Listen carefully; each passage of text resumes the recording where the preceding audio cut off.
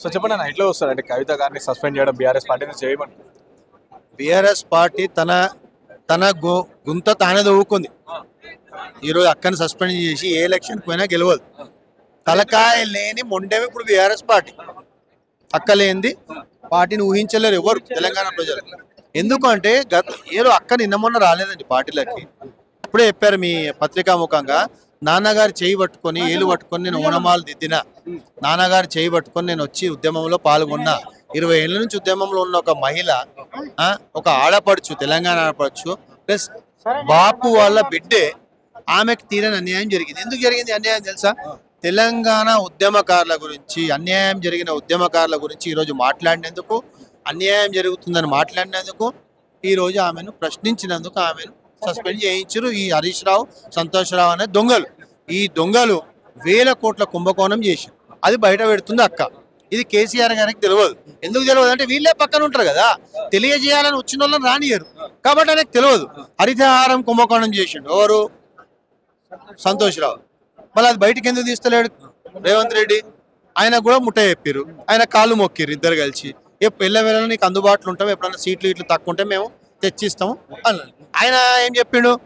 First పార్టీని విచ్ఛిన్నం చేయరి, ఫ్యామిలీని విచ్ఛిన్నం చేయరి, కేసీఆర్ గారిని, కేటీఆర్ గారిని, అక్కను విచ్ఛిన్నం చేయరు. అందులో భాగంగా ఈరోజు అక్కను సైడ్ ట్రాక్ చేసారు. అంటే 10 ఏళ్ళకి అధికారంలో అప్పుడు ఆ అవినీతి గురించి మాట్లాడిన కవిత గారు, సో ఇప్పుడు ఎందుకు మాట్లాడుతున్నారు అని చెప్పి ప్రశ్నలు వస్తాయి. 10 ఏళ్ల నుంచి ఆమె మాట్లాడదామనే ఎమ్మెల్యే టికెట్ అడిగిరు, కానీ ఎంపీ టికెట్ ఇచ్చి ఆమెను సైడ్ ట్రాక్ చేశారు. నువ్వు రాష్ట్ర రాజకీయాల్లో పాల్గొనకు, నువ్వు స్టేట్గా వెళ్ళిపో భారతదేశ రాజకీయాలకు అని పంపించారు. కాబట్టి ఆమెను అప్పటి నుంచే సైడ్ ట్రాక్ చేయడం అంటే. అయినా కానీ అక్క జాగృతి అనే సంస్థ వాళ్ళు అప్పుడే చెప్పారు, జాగృతి సంస్థను తీసేయని కేటీఆర్ గారు చెప్పారు, కానీ తీయలేదు అక్క. మమ్మల్ని ఎవరిని కూడా వదులుకోలేదు అక్క. మేము అప్పటి నుంచి అక్క ఎంబడే ఉన్నాము, ఇప్పుడు ఉంటాము, ఫ్యూచర్లో కూడా ఉంటాం. అక్క ఎప్పుడు ఏ స్టెప్ తీసుకున్నా ఫ్యూచర్లో అక్క ఎంబడే ఉంటాం. కాబట్టి అక్కకు ఎమ్మెల్యే పదవి ఇవ్వకుండా, ఎమ్మెల్యే ఇస్తే మళ్ళీ మంత్రి అడుగుతారు, మంత్రి అడిగిన తర్వాత రాష్ట్ర రాజకీయాల్లో తలదూరుస్తారు, ఉద్యమకారులకు న్యాయం చేస్తారు. ఈరోజు ఎంతో మంది ఉద్యమకారులు రోడ్ల మీద ఉన్నారండి. ఎంతో మంది ఉద్యమకారులు పుస్తలు అమ్ముకొని, వాళ్ళ భార్య పుస్తలు అమ్ముకొని, మెట్టెలు అమ్ముకొని పార్టీకి సేవ అలా ఎవరైనా గుర్తించలే? కేసీఆర్ గారు, కేటీఆర్ గుర్తించలే, హరీష్ రావు గుర్తించలే. ఎందుకు గుర్తించలే? పదవులు వచ్చినాయి, అవినీతి జరిగింది, 1000 కోట్లు సంపాదించుకురు. కాళేశ్వరంలో, హరితహారంలో 1000 కోట్లు సంపాదించుకురు. ఇది కేసీఆర్ గారికి తెలియదు. ఇది తెలిసిన వ్యక్తి అక్కగారు ఒక్కరే. చెప్దామనుకుంటే గవర్నమెంట్లో ఉన్నాము, తండ్రికి చెప్పింది, అన్న డాడీ ఇట్లా అవుతుంది, అన్న ఇట్లా అవుతుంది అంటే ఆమె నోరు నొక్కే ప్రయత్నం చేసిరు. గవర్నమెంట్ ఉన్నప్పుడు మన గవర్నమెంట్ బదలామైతే నోరు నొక్కిరు. ఈరోజు గవర్నమెంట్ లేదు కాబట్టి ఆమె బ్లాస్ట్ చేస్తుంది. ఇప్పటికైనా మించిపోయిన ఇద్దరు విధవాళ్ళని, దొంగలను తీసేరి పార్టీలకి అని చెప్తుంది. చెప్పకుండా ఏమైనా తీపిచ్చారు, బ్లాక్మెయిల్ చేశారు ఎవరిని? కేసీఆర్ గారు. అంటే ఇంత జరుగుతున్నా కేటీఆర్ గారు స్పందించట్లేదు డైరెక్ట్, అలాగే హరీష్ రావు గారు స్పందించట్లేదు, సారీ కేటీఆర్ గారు స్పందించలేదు, కేసీఆర్ గారు స్పందించలేదు. ఏమంటే అవునండి, ఇంత జరుగుతుంది, ఎందుకు స్పందిస్తలేరు వాళ్ళు? కేసీఆర్ గారిని బ్లాక్మెయిల్ చేసి వేయించారు. ఒక చిన్న ఉదాహరణ చెప్తాను. ఎవరన్నా మన చెల్లెని, ఎవరన్నా పక్కోడు మన చెల్లెని కాలేజీలోనో స్కూల్లోనో ఎవరో చిన్న ఇట్లా చిడాస్తే ఆయన ఇంట్లో కూర్చొని కొడతాం మనం. అలాంటి తెలంగాణ రక్తం మనది.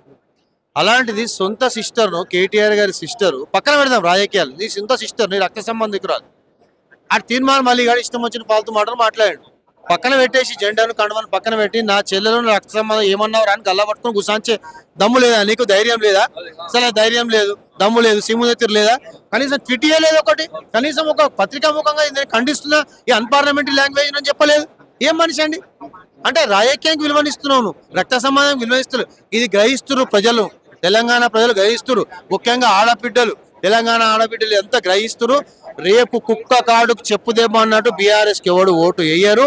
తెలంగాణ బీఆర్ఎస్ పార్టీ తలకాయ లేని మొండెం లాంటిది. తలకాయ ఎవరంటే ఓన్లీ ఫర్ కవితక్క. మహిళలకు న్యాయం చేసేది ఎవరంటే కవితక్క. బతుకమ్మ పేరు ఆచంద్ర తారారకం నిలిపింది కవితక్క. ఈరోజు బతుకమ్మ పేరు ఎన్ని ఏళ్ళు ఉంటుందో చరిత్రలో 1000 ఏళ్ళు ఉంటుంది. ఆ 1000 ఏళ్ళు బతుకమ్మ అంటేనే కవితక్క, కవితక్క అంటే బతుకమ్మ గుర్తొస్తుంది. కాబట్టి అలాంటి బతుకమ్మను తీసి ఒక ఆడపడుచు కన్నీళ్ళ పర్యంతానికి ఈరోజు కార్యరూపం దాల్చి ఆమె కన్నీళ్లకు కారణమైన వీళ్ళందరూ. ఇది కేసీఆర్ గారికి తెలియదు, ఆయనకు తెలియనియకుండా ఈ కొటారి నరిపిరు.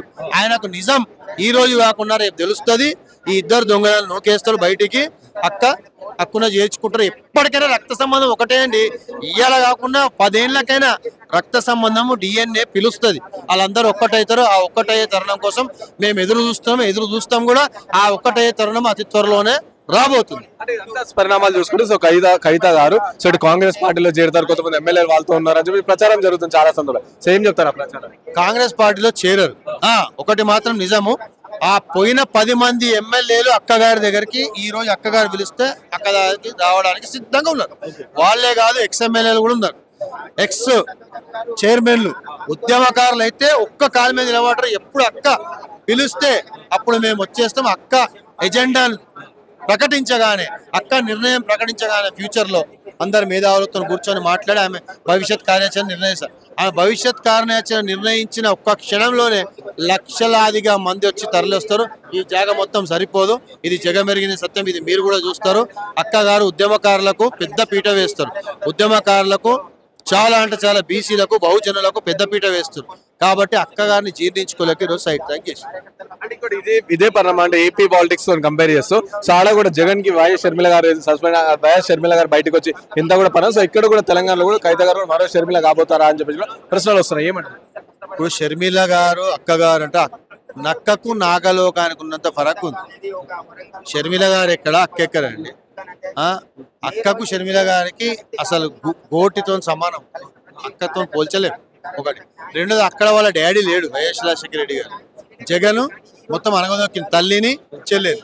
కానీ ఇక్కడ బాపు ఉన్నాడు, ఇక్కడ కేసీఆర్ గారు ఉన్నారు. అక్క ఎప్పుడు కేసీఆర్ గారి నామస్మరణ చేస్తారు తప్ప ఆయన ధిక్కరించలేదు. ఆయన ధిక్కరించిన పార్టీ పెడతా అని చెప్పలేదు. మా డాడీ నాకు అవసరం లేదు అనలేదు. ఇప్పుడు కూడా మీ పత్రిక ముఖంగా అక్కగారు ఒకటే చెప్పారు, నాకు నా తండ్రి ముఖ్యం, నా తండ్రి అడుగుజాడ నడుస్తా, నా తండ్రి ఏది చెప్తే అది. నేను ఆయన ఆజ్ఞ శిరసావిస్తూ, ఆయన సస్పెండ్ చేసిండు కదా, ఆయన ఇచ్చిన పదవి నాకు వద్దు ఎమ్మెల్సీ అని రాజీనామా చేసిండు. పార్టీ సభ్యత్వానికి కూడా రాజీనామా చేసిండు. కాబట్టి ఆయన నిర్ణయాన్ని నేను స్వాగతిస్తున్నా అని చెప్పారు. కానీ ఆయనకు వ్యతిరేకంగా పోదు. అన్నకు ఒకటే చెప్పింది, అన్న నువ్వు కన్ను తెరు, ఈ దొంగలకు కొమ్ము గాయకు, ఈ దొంగలు గాదె కింద పందికొక్కులు, వీళ్ళతోని నువ్వు జాగ్రత్తగా ఉండు, నిన్ను వెన్నుపోటు వెడుస్తారు.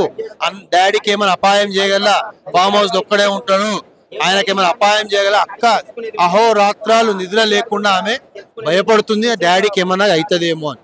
ఇదే ఆమె కోరుకుంటుంది. ఆమె చేస్తున్న ఒకటే ఛాలెంజ్, ఈ ఇద్దరిని బయటికి వస్తే బాగుపడుతుంది పార్టీ. Thank you.